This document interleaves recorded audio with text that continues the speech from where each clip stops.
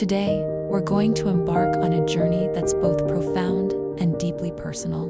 We're going to talk about rearranging the soul. This isn't a casual undertaking. It's a significant, often challenging, but ultimately incredibly rewarding process. It's about looking inward, with honesty and a willingness to grow. The idea of rearranging the soul might sound a little abstract, but at its core, it's about intentional self-transformation. It's about recognizing that we are not static beings. We are constantly evolving, and sometimes that evolution requires a conscious effort to shift our internal landscape. Think of it like tending to a garden. You can't just let it grow wild and expect beautiful blooms. You need to weed, prune, fertilize, and sometimes even replant. Rearranging the soul is that active, mindful gardening of our inner selves. This process is not for the faint of heart. It demands a significant amount of courage. The courage to truly face ourselves, to look in the mirror and acknowledge not just our strengths and our triumphs, but also our vulnerabilities, our weaknesses, and yes, our mistakes.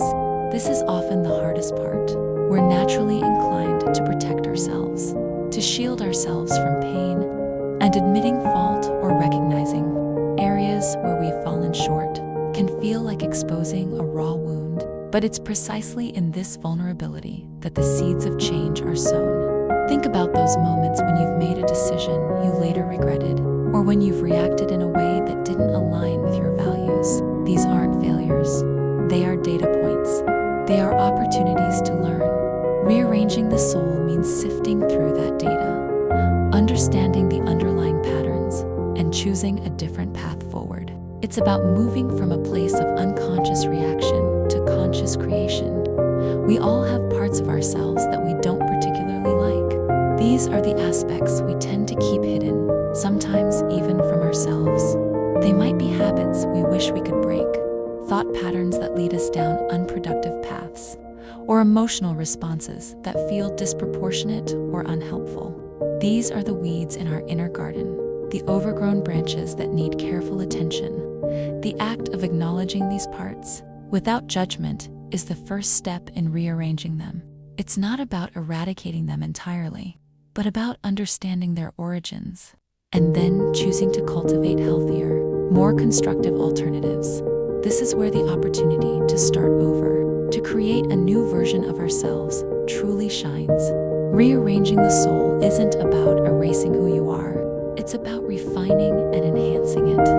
It's about building upon your existing foundation, but with a clearer vision and more intentional design. Imagine you have a beautiful piece of clay. You can leave it as it is, or you can sculpt it, mold it, and shape it into something even more magnificent. That's what rearranging the soul allows us to do. It's an act of self-creation, of becoming the architect of our own inner world.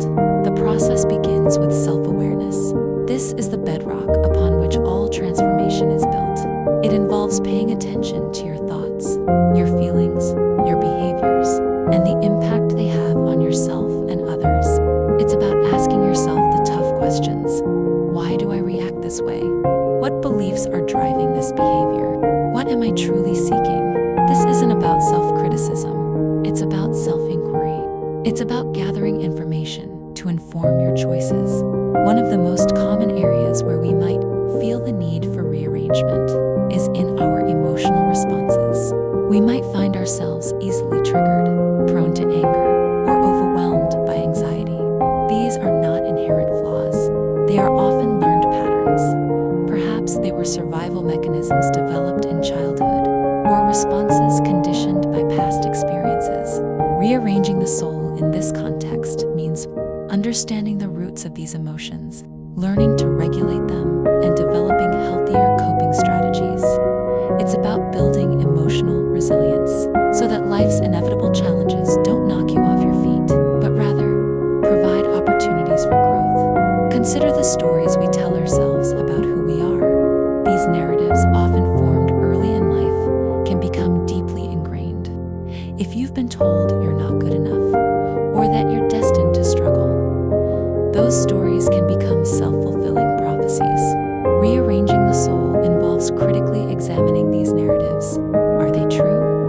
serving you, or are they limiting your potential? It's about rewriting those limiting beliefs, replacing them with empowering truths that reflect your inherent worth and capabilities. This is a powerful act of reclaiming your narrative. Mistakes are an inevitable part of the human experience. We all stumble. We all fall short. The key difference between those who grow and those who stagnate lies in how they respond to these missteps. Rearranging the soul means embracing mistakes not as indictments of our character, but as invaluable lessons. It's about extracting the wisdom from those experiences, learning what not to do, and using that knowledge to make better choices in the future. It's about cultivating a mindset of continuous learning and improvement. This process also involves confronting our fears. Fear can be a powerful inhibitor, keeping us stuck in familiar but unfulfilling patterns. Fear of failure, fear of judgment, fear of the unknown. These can all hold us captive. Rearranging the soul means gently but firmly stepping into those fears. It's about recognizing that courage isn't the absence of fear, but the willingness to act. Each time you face a fear, no matter how small, you expand your capacity for bravery and resilience. The concept of weaknesses can be a tricky one. Often, what we perceive as a weakness is simply an underdeveloped strength or a skill that hasn't been honed. For example, someone who struggles with public speaking might see it as a weakness, but with practice, training, and a shift in mindset, that same person can become a confident and compelling communicator. Rearranging the soul involves identifying these perceived weaknesses and actively working to transform them into areas of competence and even strength. It's about seeing potential where others might see limitations. This journey of rearrangement is not a solitary one, even though the work is done within. It's about building a stronger, more authentic connection with yourself. It's about fostering self-compassion, treating yourself with the same kindness and understanding you would offer a dear friend. When you make a mistake, instead of berating yourself, you offer yourself grace and encouragement. This self-compassion is crucial for sustained growth. It creates a safe internal environment where you feel empowered to explore, to experiment, and to learn. The desire to rearrange the soul often arises from a deep-seated yearning for something more, a desire for greater peace, for deeper connection, for a more meaningful existence. This yearning is a powerful motivator. It's the inner compass guiding you towards a more fulfilling life. When you feel that pull, that sense of wanting to be different, to be better, to be more aligned with your true self, listen to it. That's your soul calling you to attention, inviting you to participate in its own evolution. The process of rearranging the soul is not about achieving perfection. Perfection is an illusion. It's about progress. It's about becoming more fully yourself, with all your beautiful complexities and imperfections. It's about embracing the ongoing nature of growth and development.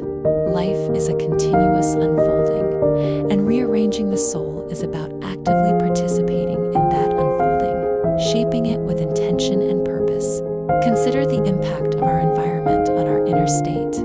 While the work of rearrangement is internal, our external surroundings can either support or hinder our progress.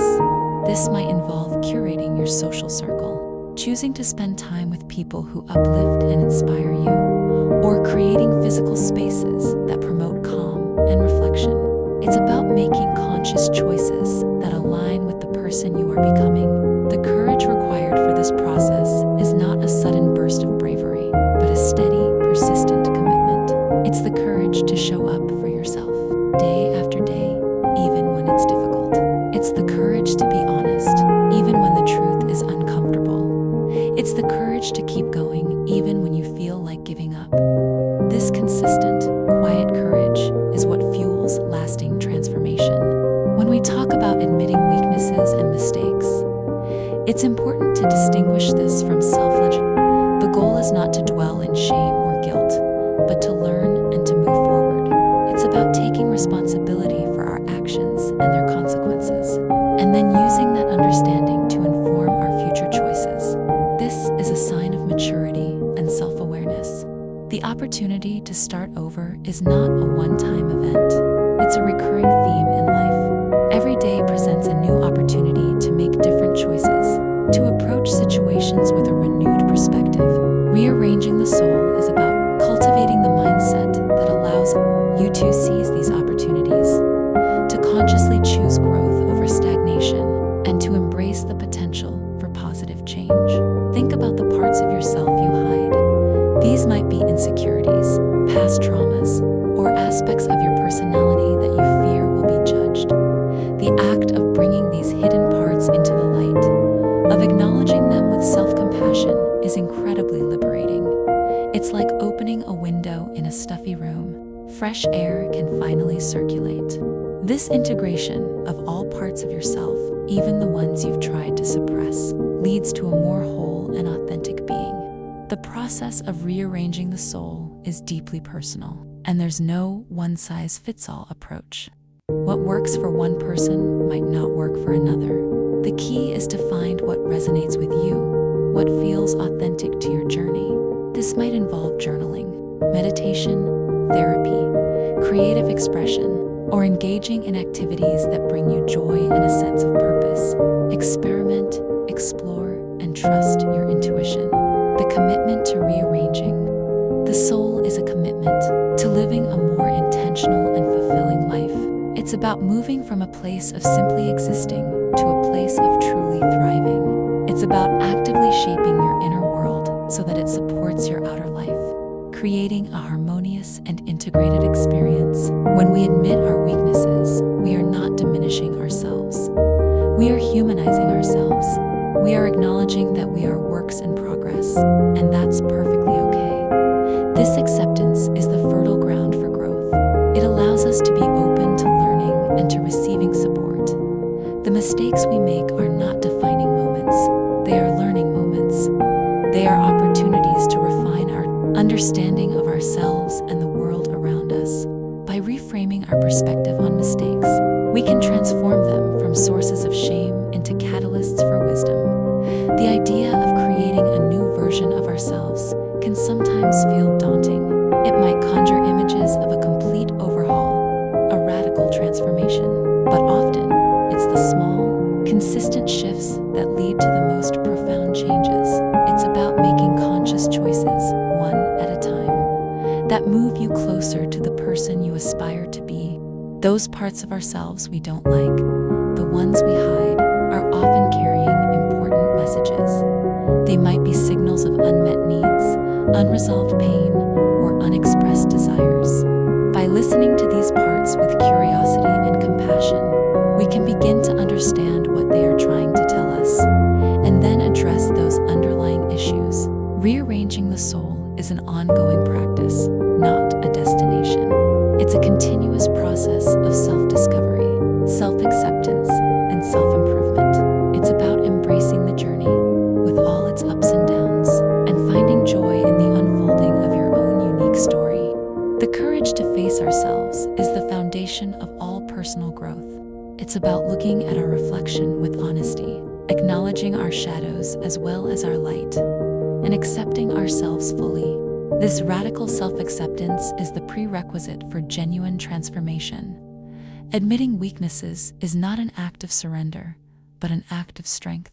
It's recognizing that we don't have to be perfect, and that vulnerability can be a source of connection and resilience. It's about understanding that our imperfections are part of what makes us beautifully human. Mistakes are not roadblocks. They are detours that can lead to unexpected discoveries. By learning from our missteps, we gain valuable insights that can guide us towards more aligned and fulfilling paths. It's about extracting the lessons and leaving the baggage behind. The opportunity to start over is a gift that life offers us every single day. It's the chance to release past regrets, to embrace the present moment, and to consciously choose the direction of our future. This power of renewal is within our reach. Creating a new version of ourselves is not about becoming someone else, but about becoming more fully who we already are at our core. It's about shedding the layers of conditioning and fear that obscure our true essence and allowing our authentic selves to shine through.